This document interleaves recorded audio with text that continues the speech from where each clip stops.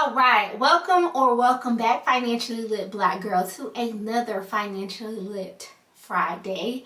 I am Denise Nicole, your financially lit advocate, and we recently started our talking about our pillar number 2, becoming a financially lit black girl. Pillar number 2, which is making money, right? And so I'll be sure to link to that video so you can hear everything that we talked about. Essentially, the biggest thing is just, in order to get to our financial goals, we have to have something pouring into it, right?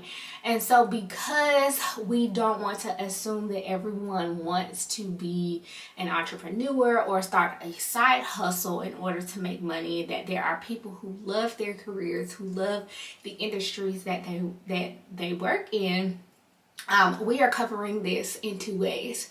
So this video is going to be about how to navigate the wage gap. There's another video that I did, which is the number 1 reason why black girls' net worth is 90% less than white men, and 2/3 of that reason had to do with the wage gap, had to do with the fact that not only are black girls not being hired as much as, you know, our counterparts, but we're not getting paid as much as our counterparts. So the next couple of videos are going to be about navigating that wage gap, as well as negotiating your pay if you are someone who works in a traditional job, 9 to 5, something you want to do. And then once we get past those things, we will jump into ideas around side hustles, entrepreneurship, and things like that. So, you know, you are more than welcome, right, to do both things, to listen to both things, to have a traditional job where you have a set income, but then also start a side, you know, hustle, get paid on the side, start your entrepreneurship journey. You know, I think that the times that we live in now, it won't hurt to do both. So I definitely wanted to make sure that I spoke to both situations. So without further ado, we are just going to jump into, like I said, navigating the wage gap as a black girl. And so anytime, you know, I've said this in previous videos, but if you're new here, anytime you see me look down, I am looking at my notes to make sure that I give you everything that you need. All right, y'all, let me know if this is good. Share it out, subscribe, like, all that great stuff. All right, so obviously navigating this can be challenging, especially as a black woman, but there are strategies and actions you can take to help close the gap. This is this network gap that we're talking about, or to close the pay gap, to close the wage gap that we're talking about, and secure fair compensation. So we're going to go into, I believe, I don't know, maybe 10, maybe 15, maybe 13, but there are going to be a number of these. So the first one we're going to do is we're going to educate ourselves, right? You know, I just was thinking, you know, there probably has been, what do I say? It has been able to be how it is because we didn't know. We didn't know there was a wage gap. We didn't know what the wage gap was. We didn't know why the wage gap was. But there's really, I don't want to say no reason, because obviously we know that there are still some other reasons. But now that we know there is a wage gap, and now that we are starting to uncover why there is a wage gap, right? And if you don't, then this is why this is number 1. We have to educate ourselves so that we know that it exists, so that we know why it exists, so that we can then combat those things, okay? So you want to start by understanding the wage gap and its implications. How does it apply to you? How does it affect you? You want to research wage disparities, and you want to gather specific data to your industry, location, and roll. So one of the things that I love about the fact that we live in a technology society right now is you can literally find all of these different things. And so again, this is just navigating, but when we talk about negotiating in our next video, I will go into specific detail on like where you can go to do that. But if you have any questions, or if you are like, oh, I need to like look into this while I'm going through this, literally just do a Google search. Like, what are the wage disparities? You know, like how much does, I think pay scale is one, where you can go by industry, by location, and by role to find out how much the average person is getting paid in this role. Okay, so secondly, you want to know your worth. And I think that this is especially for us Black girls, right? This goes two ways. So you want to know your worth as it pertains to the skills, as it pertains to the education that you have, but you also have to know your worth as a person. I feel like it has been communicated that we aren't as worthy because we see certain people in certain roles, so we feel like they are the worthy ones, right? And so you have to know your worth. You might not look like the people who are generally in that role, but what is it that you bring to the table that they don't? What perspective do you have, right? You want to recognize your skills, your qualifications, the value you bring to your organization. You want to conduct salary research to determine the market rate for your role and experience. Kind of sort of just piggybacking on the last thing that we said. And this is not even just a Black girl problem. This is just a woman problem, you know, in general, where men, if they only have like a lower percentage of qualification, I'm just gonna throw something out, right? Like 30 to 40%. If they match 30 to 40% of a qualification of a job, they will apply. Whereas women, they will not apply until they feel like they match like 60, 70, 80%. Look it up, Google it, right? This is an actual fact. And so this just goes back to, like I said, knowing your worth, knowing that you are worthy to be in these rooms, to be at these tables, to work these roles. One thing that I would definitely encourage you to do, if you haven't already, is to start researching like Black girls who are working in your industry. It may be few and far in between, but if they exist, you can exist in that same space. All right, so obviously, you know, after you do all of that, you got to learn how to negotiate effectively, right? So you have to be confident in your negotiating your salary, your benefits, and your promotions. And you have, the way that you get there is by practicing your negotiation skills and emphasizing your achievements and contributions when discussing compensation.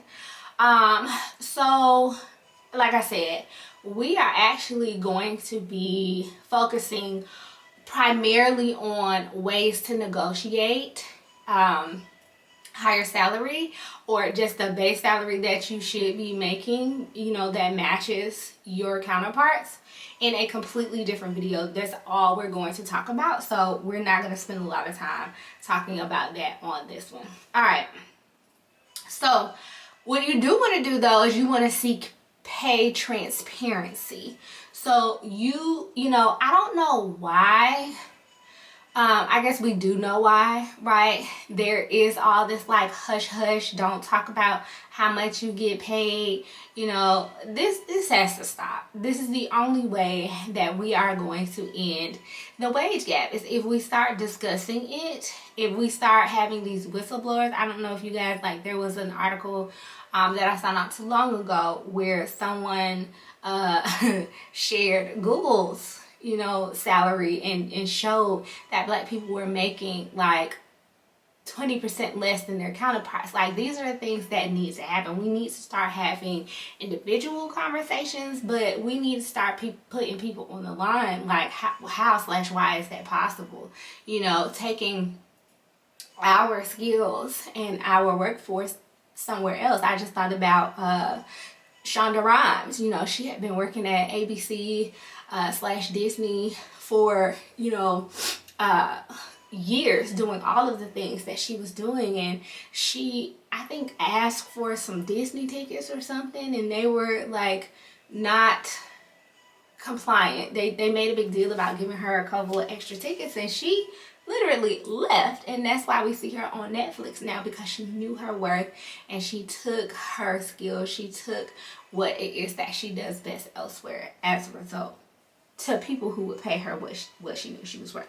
All right, so next you want to document your achievements. This is like the biggest thing, right? That I feel like so many people, especially like if you're young, you're not thinking about. When you work in a company, you're probably documenting all the things within that company email, within those company documents, right? But then what happens if you lose your job, or if you get promoted and you go somewhere else? You have lost all of that history. So we have to do a better job of, you know, whether it's in our own note systems, you know, on our phone, on our computers, Google Drive, you know, wherever it is, you need to do better about documenting the achievements that you're making and the things that you're doing for you, so that as you go to different places, workplaces, as you are trying to get maybe even a promotion at the same place that you work at, you already have the things that you've done documented and easy to reference. And so one just really quick way to do it is just like every week, at the end of the week, just write down, like, I was able to help this customer do this, I was able to figure out, you know, this in the system, I did this, I did whatever it is that you do that, you know, and you really do. Here's the thing, you're so good at what you do, you probably don't even think about it, right? But you need to stop and think about it. Just take 10 or 15 minutes at the end of every week and jot down, you know, some of the achievements that you've done, so that when it's time to negotiate, for a raise, promotion, or when it's time to brag on yourself so that you can get a different job, a higher paying job somewhere else, you have all of that there.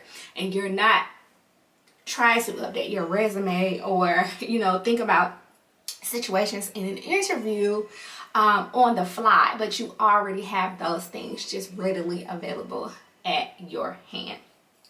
All right, so you also want to leverage mentoring and sponsorship. So this is something I don't think very many Black girls do. Maybe we are doing more of this now, but I think that when I think about books like Think and Grow Rich, and how they utilize masterminds to come together. These were predominantly white men, you know, back in who knows when. Read the book, right? That they were coming together and they were using groupthink. They were thinking about things together as a group, and they were being successful in their business or on their job. I don't know if Black women have done this as it pertains to work.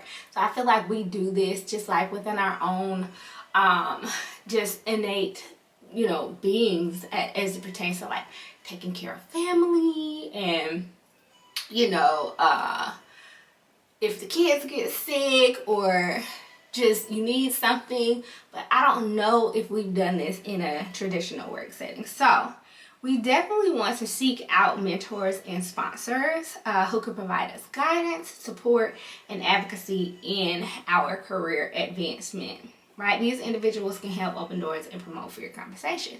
And so that's where we hear things like, it's not what you know, but it's who you know, because depending on the relationships that you have with people, you could be someone that they think about when they hear about an opportunity that comes available. You want to participate in employee resource groups, right? So you want to join or create an employee resource group within your workforce that focuses on diversity and inclusion. These groups can also help raise awareness of the pay equity issues and work with HR to address them. So we know that a couple years ago, diversity, DIE, inclusion and equality were really, really big. And I feel like what I'm kind of noticing is that those things have kind of fallen off, or have not. This is what I'm hearing, right? they haven't been taken as seriously, or nothing has been done with them. And so this could be an area for you to step up and make some changes, right, in your own particular company. If you love your company, if you want to stay there, if you want to make a mark for yourself and anybody else that comes along, this is a way that you can do that, by helping them to see, you know, again, from your perspective, from your experience, that it's not equal across the board, and having HR address these things. All right, so next we want to support equal pay initiatives. We want to advocate for and support policies, initiatives, and organizations that promote pay equity, such as equal pay laws and diversity and inclusion programs. To me, this just goes back to educating yourself, because you can't support something that you aren't aware of. So if this is really important to you, or if this is something that you these programs that you hear about, that you happen to hear about, then you definitely want to support them, because in the end, their efforts are going to support you and these efforts to decrease the wage gap. All right, you want to understand your rights. So you can't advocate for yourself if you don't understand what rights that you have. You want to familiarize yourself with labor laws, and regulations that protect your rights as an employee. If you suspect wage discrimination, you want to consult legal experts or your HR department, right? So again, once you know your rights, then you know how to come up against it. You know that you can come up against it. Again, it just goes back to educating yourself. You also want to challenge bias and stereotypes. So you want to address implicit bias and stereotypes that may exist within your workplace. This is not just necessarily with HR and people making decisions. This is also people that you work shoulder to shoulder with, right? You want to encourage fair treatment and promote diversity and inclusion within your organization. One thing that I see, or that I hear a lot, is like people will make certain comments, and then we as Black girls, we just are like shook. We just like, but we're not saying anything. We're not challenging the things that are being said. We're not questioning why people are saying what they're saying, or what they're saying. We're not giving them any feedback. I think that unfortunately so many Black girls are scared in your position, especially if you made it into one of these higher roles. And you know, I'm not gonna say rightfully so, but I will say I get it. But we've got to get to the place where, again, when you know your worth, that you can call these things out, that you can shine a light on some of the things that are going on. And all I can think about right now as I'm talking is The Other Black Girl. It's on Hulu.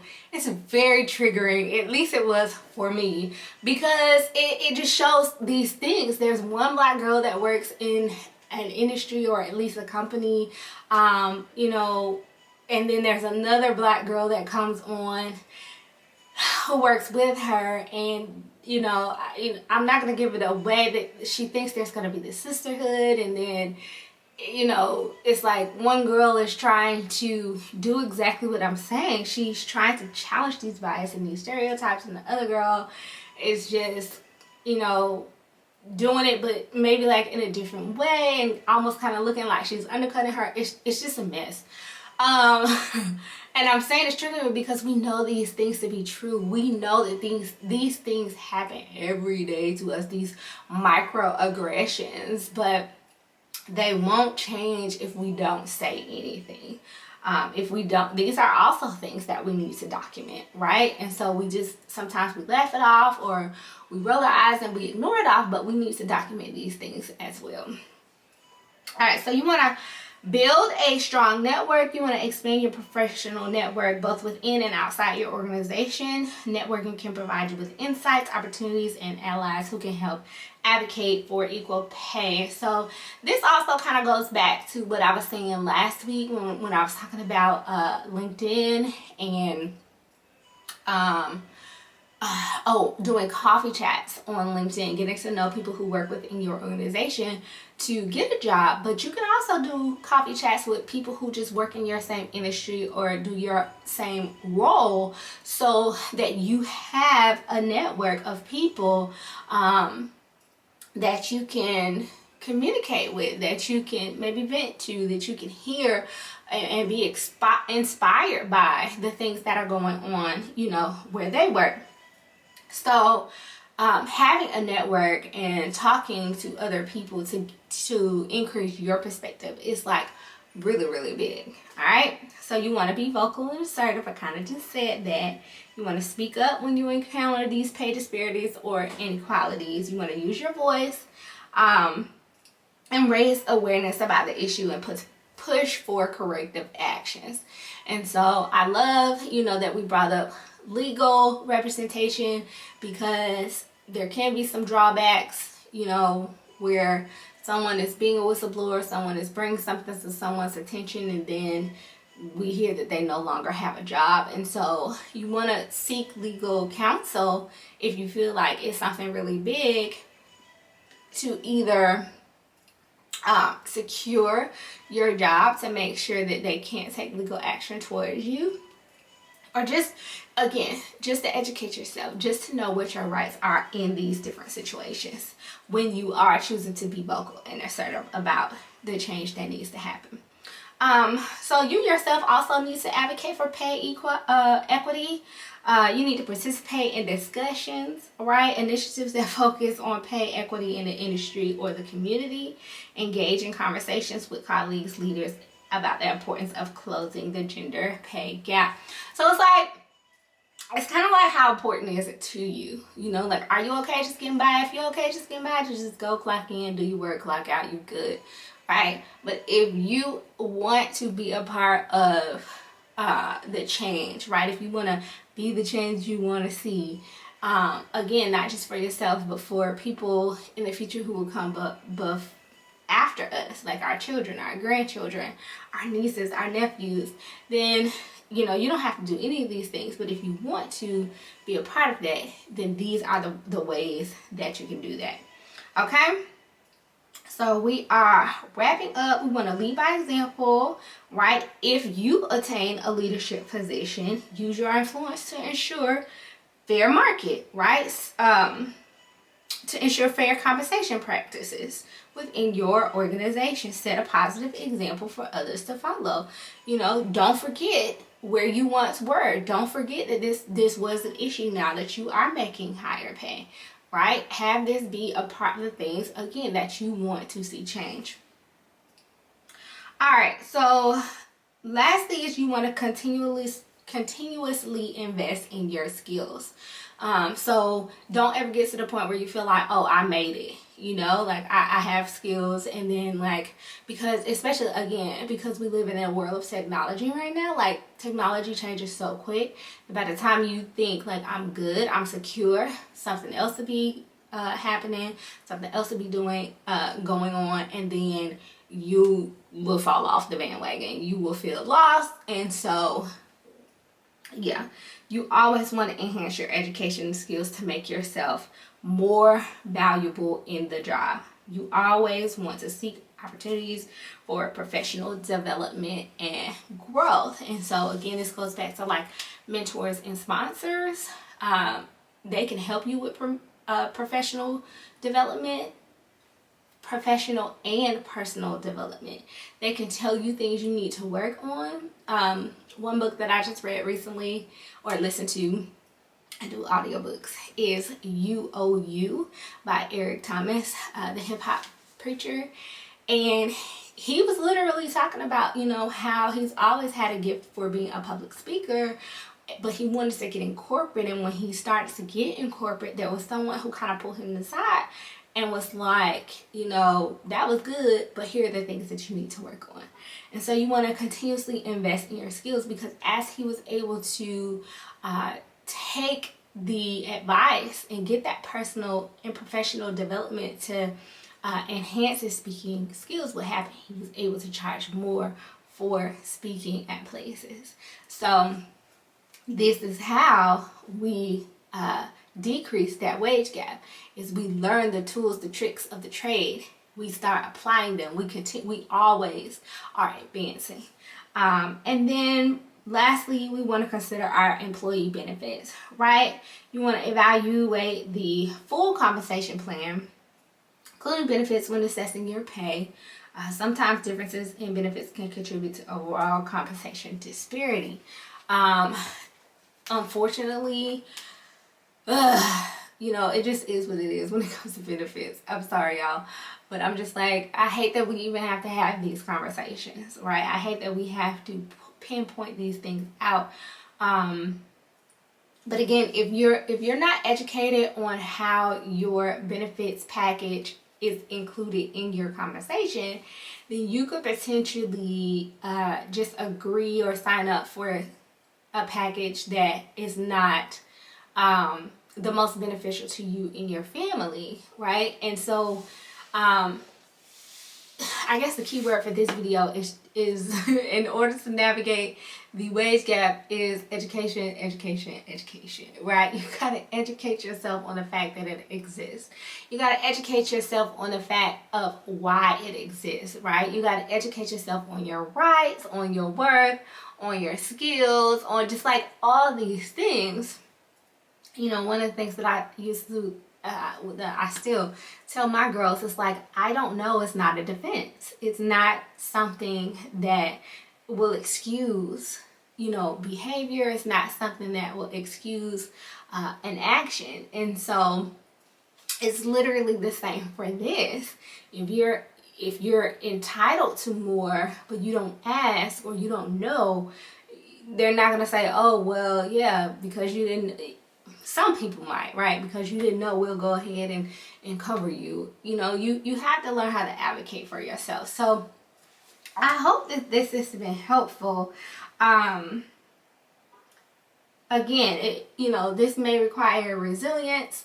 No, not may. It is going to require resilience and persistence, but you can do it.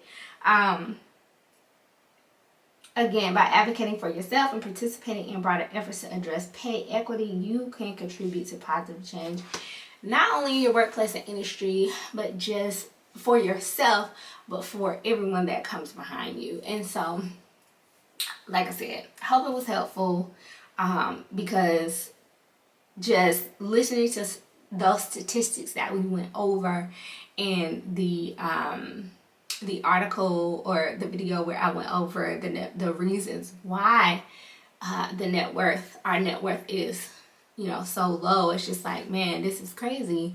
But on the flip side of it being crazy, it is encouraging because we can do things about it.